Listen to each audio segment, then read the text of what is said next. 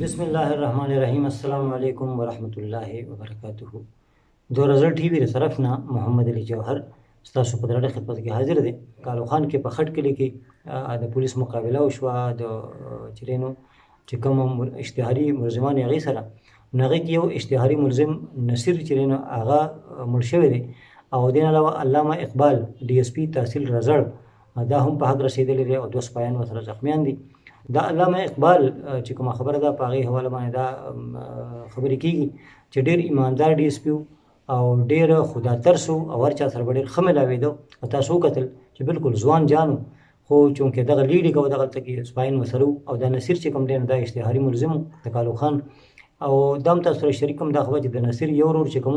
نو هغه په 2009 کې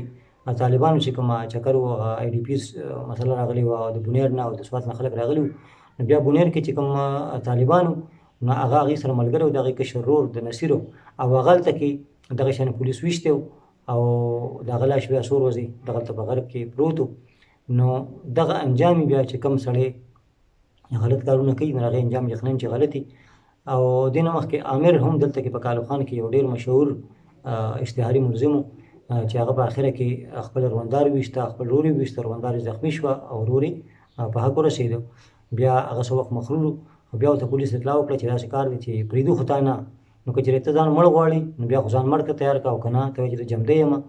او کیس به تا سره یقینا چې کېږي هغه چې کوم معامله ده خو به کېږي نو هغه بیا لاس ورکړو او هغه چې دی نو د پولیس په تحویل کې دی او